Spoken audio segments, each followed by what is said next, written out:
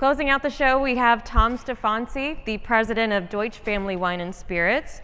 Tom has held that position since 2009, and since then, the company has nearly tripled its revenue and just grown profits almost 5 times.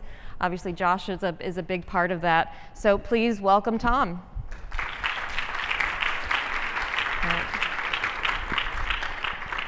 And we've got everybody.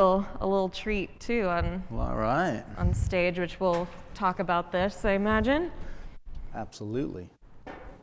Great, perfect. Well, thank you so much for being here, Tom, and Happy for to be here. helping us to close down this show. So to kick things off, I just want to first talk about give us an idea of 2023 performance for Deutsch and kind of how your portfolio breaks down wine and spirits. So our business is still over 90% wine. We have higher growth aspirations on spirits. So the spirits plan for us with our fiscal that ends the end of March is to grow the spirits business at 7%, wine business at 3%. So we've got 2.5 months left in our fiscal. Wine's actually ahead. Wine's growing a little faster than 3%, and spirits is growing a little bit slower. So 23 for us, we're the fastest grower of share in all of wine, and we're growing share in spirits, but actually a little bit behind where we thought we would be.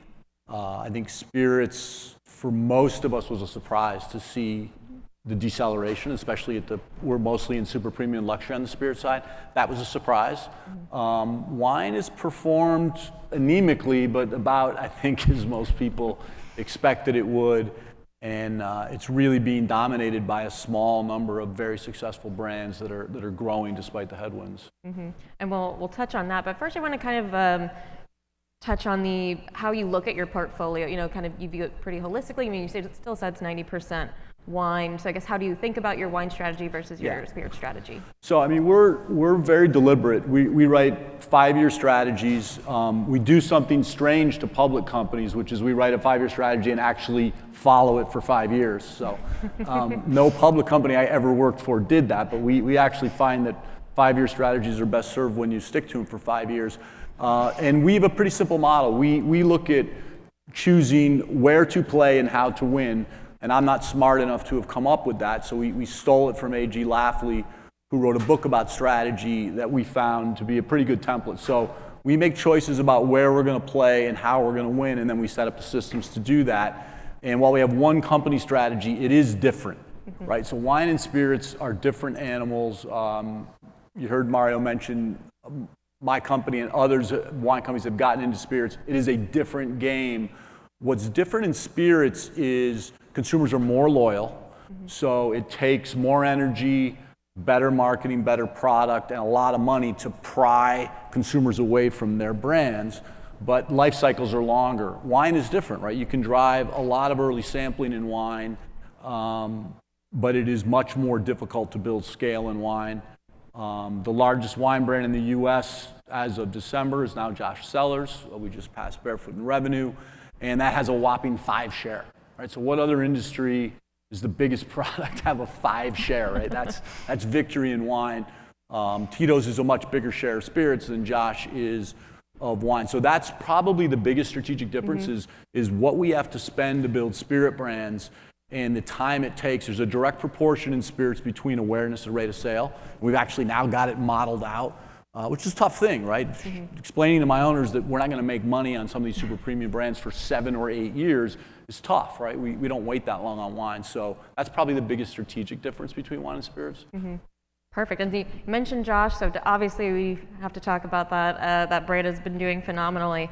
So what's driving the growth of it, and why do you think it's kind of bucking the overall wine trends? So I get asked this question a lot, and since we're a small group, I'm finally going to actually tell you exactly what the secrets are to building Josh. You can all go home and build your own Josh, so listen carefully. Look, building amazing brands is a combination of a lot of things. I think it's more like alchemy, right? So there's a piece of it that's science, there's a piece of it that's art, and then there's a piece of it that's magic. And what's pretty cool about that is if it were just science, then the guy with the most money would have all the biggest brands. And as Constellation has shown us, it's not just about that, right? So I think what's happening with Josh is interesting. It begins in a very mundane place that doesn't get talked about enough, which is wine quality. So Wayne Donaldson, who I went out and recruited when we first bought the first half of the brand, has been making Josh since we acquired it in 2011. And he and his winemaking team are compensated on the quality of the wine. It's something, when I didn't run winemaking in prior gigs, I was like, when winemaking reports to me, these winemakers are going to get measured by how good the wine is. So I would challenge you to drink those Josh Cellars wines next to like-priced wines. And so I think that doesn't get talked about enough. The lengths we go to on quality would probably shock you. Second is don't be full of shit.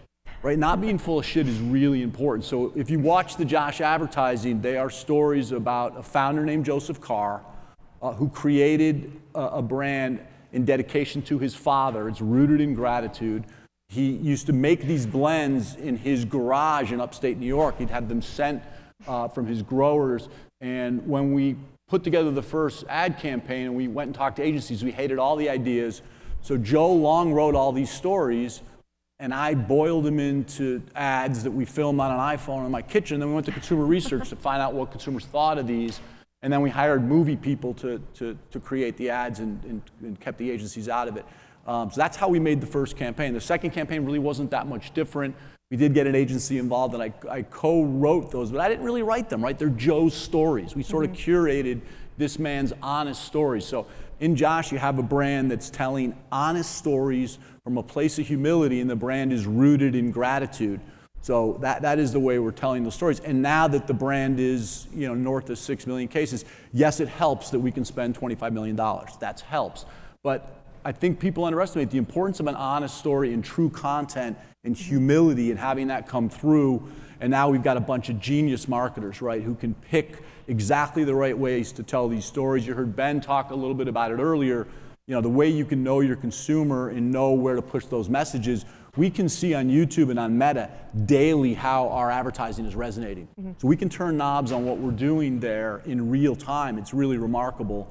And then one of the biggest expenditures is consumer research, right? So big brands that are successful actually belong to consumers, and listening to what consumers want, how to meet their needs is really interesting.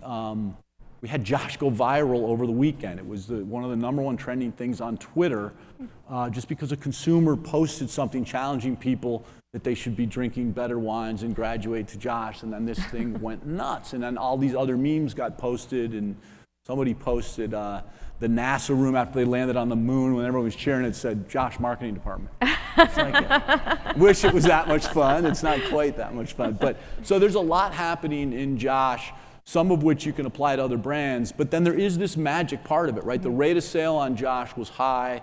When a distributor, we'd lost our top California wines a year after I owned Deutsch. I came from doing my own project in Napa and then running a luxury wine company prior. And the wines I was most excited about at Deutsch left in a dispute, 18 months in. And basically I was running the Yellowtail company. There's nothing wrong with that. Yellowtail's a great brand, but I wanted us to be doing more on the premium side. So I spent the next year and a half just asking everyone I talked to, need to find something that's got potential. So over and over and over, hundreds of questions. And somebody mentions Josh, which I hadn't heard of, and I went out and collected some rate of sale information and found that it had these crazy turns, right? So there was some magic in Josh right from the start. And that's the part of it that's harder to give you all a recipe about how to replicate. Right, and so how do you then support that kind of growth? Clearly you were looking for a brand like that to add to your stable, but how do you keep up with it? Yeah, I think it really is a critical element about being a student, right? What is working on the brand? What are consumers telling you? And then when that's clear, you go. So we've had innovations where we've launched nationally, and we've had innovations where we've been tentative, right? So my team wanted to bring Josh into Rosé 6 years ago, and I was unsure, right? So that was, we just weren't sure. Is it on brand? Does it really fit? None of our competitors were in Rosé. Rosé belonged to the French.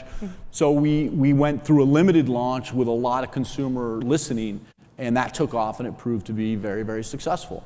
We had an interest in Zinfandel. We were unsure whether that fit. We had a limited launch. That wasn't successful. So we didn't. So there's a lot of listening to what consumers tell you, what works, and then leaning in very hard when you have something that clearly resonates. Right. And so when you added Prosecco to the lineup, was that a pretty wide launch? I imagine it was.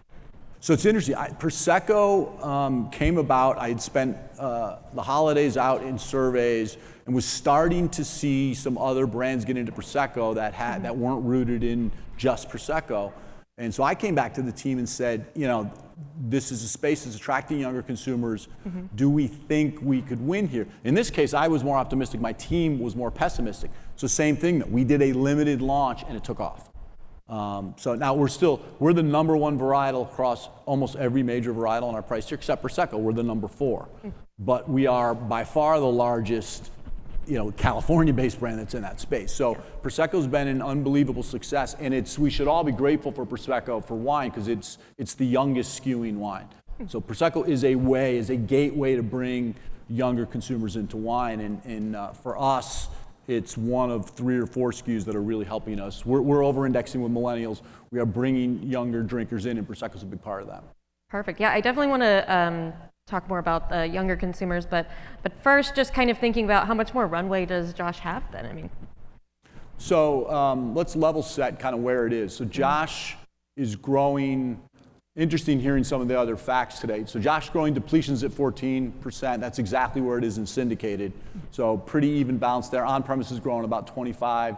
Independent liquor is growing about 9. So all in, the brand's growing at 14%. It's growing faster than it grew a year ago. We'll finish our fiscal end of March at about 6.3 million cases. So following your projection, probably in that 11% range. So it'll be a 7 million case brand, say 14 months from now. Where will it go? Our largest distributor said to me a year ago, you better make sure you're making wine for 10 million because I don't want to be run out of stock, and I think that's where it's going. So every time I've been asked where this is going, I've been answering this question since 2011, and I've been wrong every single time. So I don't know.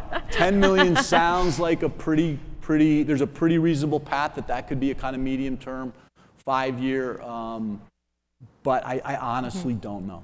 Yeah, fair enough. Let's turn to innovation. We have a bottle right there. That's one of the newer brands, right? Yes, this is just launching. So tell us a bit more about that and kind of how you got to this new launch.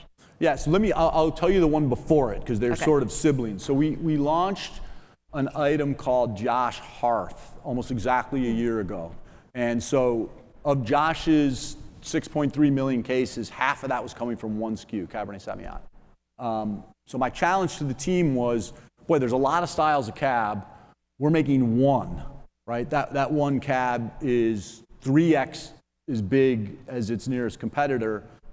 Is there a different style, right? And my team was simultaneously doing a lot of work around occasions.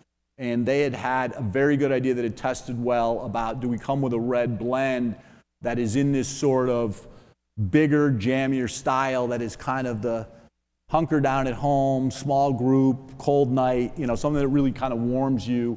So we sort of coalesced those ideas and said, why couldn't that be Cabernet Sauvignon? So Hearth launched a year ago. It was the number 1 new item in all of wine, and it really tapped into an occasion and a taste profile that was about warming, but also this idea of just you're with your besties or your close family members, you're at home, and that sort of idea of warmth, right? Warmth literally and figuratively. And we found that did extremely well with younger consumers. So Sea Swept, which I think Sarah has some of these bottles. Maybe we'll pass them around. We'll have this when you leave. You get to try it. So most of you are not driving, so maybe just grab a glass on the way out. So Sea Swept is sort of almost the opposite from an occasion standpoint. This is a very light white wine. It is 52% Sauvignon Blanc, 48% Pinot Grigio. Ben, I was glad that your consumers are telling you they love that because that means this is probably well suited. But this tested extraordinarily well in consumer testing, and what you'll see in the advertising is all short form and a focus on new occasions. So this is 0.04% residual sugar. So this whole idea that we need to get younger consumers, we've got to give them sweet things. We're going to challenge that. We think it's wrong. We think very light, this is about 95 calories, although we're not talking calories in any of the advertising, just from a style standpoint. Light, crisp, easy.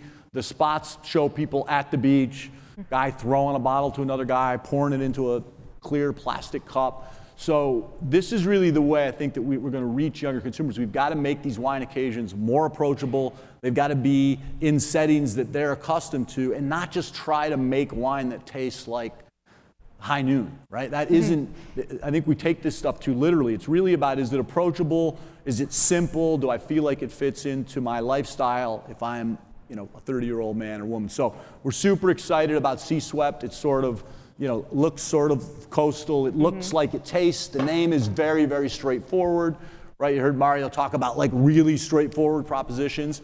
You kind of know what Sea Swept is going to taste like when you hear it and you look at it, and it sort of delivers on that. So yeah, very high aspirations, hoping we'll go back to back with 2 years in a row of having the top innovation in wine. Right, perfect. And so, this kind of dovetails nicely into talking about, reaching those younger consumers, right? Because that's one of wine's bigger problems, they would say. That's what I feel like at most conferences is that, they can't get in touch with the younger drinker, and kind of how do you do that? So how else are you kind of thinking So it's about a huge that? problem. I think we just got to be honest with ourselves, right? We're failing as an industry. I'll put my company in there too. We are failing to meet the needs of younger consumers. Just to give you some numbers that'll kind of blow your mind, I think. 40% of wine consumption is boomers, okay? That number 3 years ago was 37. So the only demo that's increased their per cap consumption in share are boomers. So God bless boomers, and take your vitamins and eat right, because we need you for a long time. The sad part is my generation, right, Gen X, we're 27%, and that's exactly the same percent that millennials are. Millennials are 40% bigger in population, right? So we've seen consumption from Gen X to millennial go down by 30%. Millennials aren't kids anymore, right? So the oldest millennials are 39 years old, right? Where did the time go? And then we have Gen Z coming in, and they're sort of early 20s, so tough to get a read, but looks worse, right? So it looks like we may have lost 50% per cap in wine in 2 generations. So we're in a bad spot. Let's just start there. And I think when you think about when boomers came into wine, there were all kinds of playful ways to come into wine that were totally approachable. Blue Nun and Thunderbird, and there's less of that stuff, right? We've overcomplicated this. We've made it pretentious. And if you talk to millennials, and the millennials having a party, they're afraid of the one person, right? Oh, it's Jared. Jared's going to tell us that we served the wrong wine with the wrong food. So let's just serve spirits and seltzers, right? So this idea that you can screw it up with wine is really a bad thing. So we've got to get the pretension out of it. We've got to make it more approachable. I don't think that means pouring bags of sugar in it, and I don't think it needs to have 10 fruit flavors. But I think we've got to make the wine's taste profile approachable, but more get the pretension out of it, and get it more into culture. So I think culture plays a big role, right? I love modern music, right? There's a hip hop song called My Little Boo Thing that's in the top 10 right now that says chillin' like Sauv Blanc. That to me is a good sign. That's a green shoot. That's a green shoot, right? So I do think being more involved in pop culture, and that is we're using influencers in a way to reach. So what we're doing is I've challenged our team, great, you're now the largest wine, congratulations, now you have a harder job. Now wine belongs to you. Right, so Josh Cellars' responsibility, Deutsch's responsibility is we better figure out how to grow wine, because that's part of your job if you're the biggest player in it.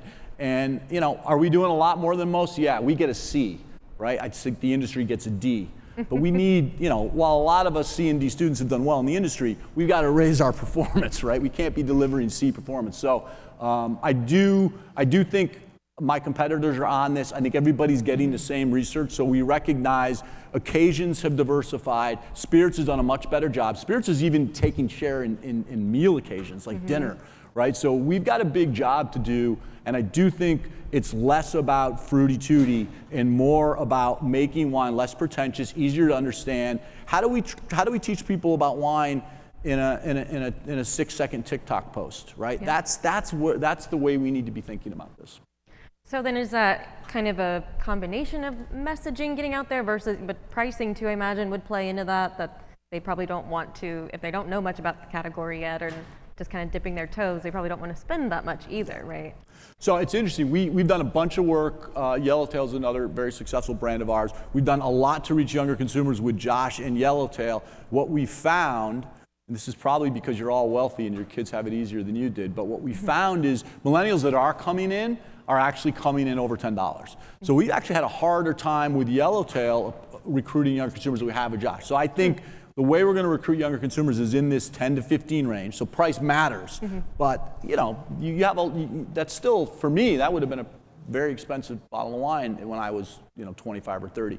So yes, price matters, but I think in that space, what we all have to do better is really study the occasions where alcohol is being consumed, and how do we create wine propositions that fit those occasions and help people not be intimidated by wine, help make it simple, get rid of the rules, and make it more approachable in the products themselves, but also in the way that we market them. So is that a similar idea for attracting more diverse consumers as well? Yeah, and they're really the same thing now, right? So if you look at Gen Z, 50% of that generation is non-white, right? So you really can't talk about reaching younger consumers without reaching more diverse consumers. And diversity is complicated, right? Because you can say Hispanic. Well, Hispanic, you're now talking about 20, 30 countries, and then you're also talking about very different levels of acculturation. So I think we've got to start simple, right? I think for wine, being more relevant to that generation can begin even before you bifurcate too much by ethnicity. Right. I think we've got to really start with just what's going to make the propositions relevant to this youthful, diverse audience. A lot of that for us is about our advertising, right? Making sure our advertising doesn't look like today's consumer. Our advertising, in the way that we cast it, needs to look like the community at large and the consumer we want. But doing it in a way that's authentic, right? Because it can get a little, you're watching advertising now, and if it feels like it's been painted by numbers in terms of sexual orientation and ethnicity, that can almost be insulting. But finding an organic, natural way to make sure that the folks in your advertising look like the community at large is a place to start. Right, perfect. If you guys have any questions for Tom, please go ahead and write them down, and we'll have people gather those. All right, Tom, so I want to turn to M&A strategy for you guys. You have you strike a lot of partnerships, so kind of tell me more about your approach there and how you kind of find these brands. So, we looked at, I talked about strategy, right? Where to play and how to win. We had a big debate 7-8 years ago about brand creation versus acquisition. 7 or 8 years ago, we were doing more brand creation than acquisition. Which is better? So they both are really hard. Mario will hate this stat, so I'll apologize. But if you look at what KPMG research shows, 83% of acquisitions and mergers are not accretive. They prove to have been not worth doing. The only thing worse than that is 1 in 1,000 is the success rate for wine innovations, as measured by Nielsen, right? So pretty tough sledding, however which way you choose. So we did choose that we still do some brand creation, but we chose acquisition, and we've done a number of deals over the last 8 years, many of them as joint ventures, right? So we're professional partners. The business was started as an agency business. So we have a lot of brands that we own with partners, and our approach is, let's find a brand that we think has a lot of potential with great people involved, and then let's let those great people do what they're great at. Right, and we'll take the rest. So we have these JVs that are different, right? We own a brand called Gray Whale on a joint venture 50-50. And this one's unique because Jan and Marsh, who own it, the couple, he was a former actor and she was a former EVP of marketing at Disney. So here for the first time, we actually had our partners carry a lot of the PR and the marketing strategy because they had the background, right? So they still lead some of that stuff. Many of our other brands, our partners are just focused on production. So our M&A strategy has been a lot of joint ventures, which end up in us being the sole owner later, and then occasionally we will buy a complete brand. But it's really the number one metric for us is rate of sale. Yeah. Right? It's very hard to take poor rate of sale and make it good. You can take pretty good rate of sale and elevate it. So that really, just that depletion divided by distribution and that being a strong number is a key fundamental. Right, perfect. Well, we've got quite a few audience questions here for you. It means I did a poor job so far. So. I want more, Tom, more. All right, this says, how do you think about the large public company strategies or strategics? strategies? I'm not totally sure I understand that. Somebody want to expand on how do I feel? About, I guess, what large companies are, large public companies, I think is the key they are doing in the space. It's hard. I grew up in public companies. What public companies love more than anything else is predictability, right? Because they got analysts hounding them all the time for forecasts. So I think it's a hard space for public companies to win in, and you're seeing fewer and fewer of them.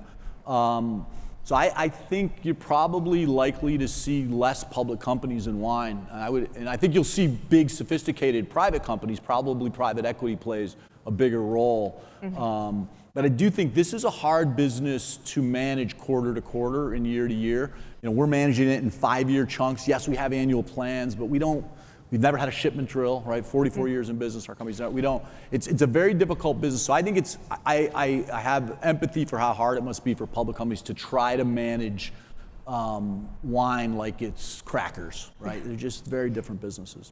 Right, perfect. And then what's in your stable of wine brands that excites you beyond Josh? A bunch, but I'll mention a couple.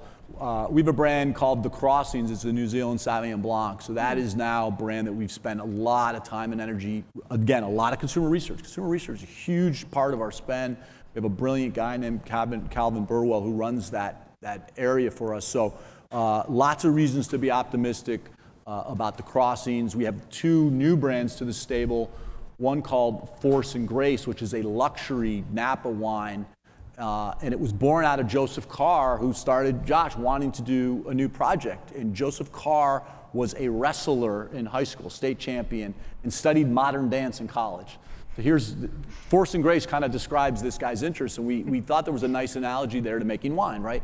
The best wines in Napa are sort of full of the force of ripe fruit, but they're balanced with the grace of good acidity. So that's sort of where Force and Grace, because that just launched about 6 months ago. It's been very well received. It's in this sort of $40 to $120 range. Mm-hmm. And then Honest Thief is another. It's a Paso project that's based on the sort of folklore of this couple who stole money from the wealthy to give to the poor. So they were sort of honest thieves. It's kind of a Robin Hood-esque story. Fun, playful lifestyle brand, but Paso. And Paso is something that I think Paso is the next big thing in wine. Definitely. And then can there be another Josh in the Deutsch portfolio? I guess maybe there's room for it. Yeah. I mean, there could be, right? There could be another Josh. Can there be another Taylor Swift? Will there be another Beatles? I don't know, right? So I don't know if there will. I guess I'm not optimistic there's another 6 million case brand there. But what we've done is this stable of luxury spirit brands. So Bibb & Tucker, Tennessee whiskey. I mentioned Gray Whale. Redemption Whiskey, Cantera Negra, which is our new tequila joint venture. Sort of these items we believe combined with Crossings and some of these other things, we think 5 or 6 brands will take over that mantle of growth from Josh if it ever stops growing. But that is something we spend a lot of time on, right? Mm-hmm. It's a very, very big brand. It's now a significant part of our business. So we're very focused on how do we nurture the next up and coming things. Right, perfect. And this is a little more on Josh innovation.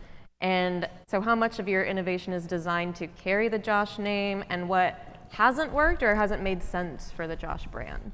Good question. So we have Josh, right, which is the base brand, Prosecco's part of, and then we have a reserve line. Mm-hmm. So the reserve line is about 450,000 cases. So it's the 4th largest brand in that sort of price tier. And actually under delivering on our expectations at the moment. It'll finish this year at about 12% growth, which in Josh world is not good. But the approach we've taken is varietal and appellation focused, right? So we've got 3 cabs from different appellations. It's a really expensive way to go, but we believe in it. We believe that these are really differentiated items. So a lot of time and energy be spent on reserve in looking to build that. On the base brand, we've been pretty disciplined actually. For how big we are, we don't have, if you compare we have probably a third the items that Cupcake has, right? We're a much bigger brand. I think being careful not to over-innovate is important. I mentioned, Zinfandel was not successful. Most of our ideas that fail die before they go in the bottle. So we have a innovation process that is constantly going, where we're constantly showing concepts to consumers and they're getting refined. So most of these things die before they're bottled. So I could go through a whole number of ideas. Cans is a good example, right? My distributors were beating me up about cans 4 years ago. Why aren't you in cans? Why aren't you in cans? And I couldn't figure out what the unmet consumer need was, right? What is a can of wine going to do for people that at the time White Claw wasn't doing, and we were going to be triple the price? And I just couldn't figure out why. Why do you want to be sipping Cabernet in 110 degrees on your boat? So we decided to stay out of that space and at least wait and see. We were humble enough to say maybe we were wrong, and it few successes, but most failed. So lots of failures that you haven't seen, but we get them wrong a lot. We just learn that they're wrong early. Right, perfect. And one thing we haven't quite touched on yet too is RTDs and kind of thinking about that. So any interest in that category and just maybe your thoughts on that in general and the lower ABV wine products? No interest. Let me say why though. Let me say why. So and hats off, I know Britt spoke to you yesterday, hats off to Gallo, they've done a great job. In our system, right, where the margin piece of it is so important because we're not forward integrated, we're not vertically we don't vertically own the whole supply chain. We don't own vineyards, so it's got to be efficient. Our distributor network is tolerating RTDs. We're in a wine and spirit network. They're tolerating them, right? They're margin dilutive. So I think if that continues to premiumize, it gets more interesting. I think what Beam has done with On the Rocks, right, which I would call a ready to serve rather than a ready to drink, is very interesting. The products are great. They're expensive. So if that continues to move, we may be interested. I do think that younger consumer is fickle, right? So, that space is growing at 40%. It sounds like a runaway success. It was up 120% the year before. It's decelerating fast. One brand is a 50 share. Yeah. These big spirit companies chucked everything into RTDs, right? Most of them have failed. You heard an earlier speaker say, if you look at the top RTDs, the vast majority of them are branded just for RTDs. They're not line extensions from bigger brands. So I think it's a tough space. I think the people winning in there are so much better at that than we would be in that space. So we'll sit back, and if the On the Rocks thing starts a much more premium trend, then maybe. We are interested in how do we make Josh more accessible, how do we get into certain occasions, but we can do that, I think, in different ways. And even with other brands, how do we solve consumer problems without just being a sheep? Right? Life as a sheep is not a good place. The view is never good from the back. Well, and it makes sense because that goes back to your authenticity point before about if it needs to make sense for the company, for the brand. Yeah. Right, perfect. Well, we are out of time, Tom, but thank you so much for being here. Thanks, everybody. Appreciate it. Thanks, Tom. Awesome. All right, thank you everybody for coming, for attending. Thank you to AV for doing an awesome job as always, and our wonderful staff putting this all together. We'll have a grab and go lunch, and then you can also try some of the new Josh product out there as well. So thank you guys.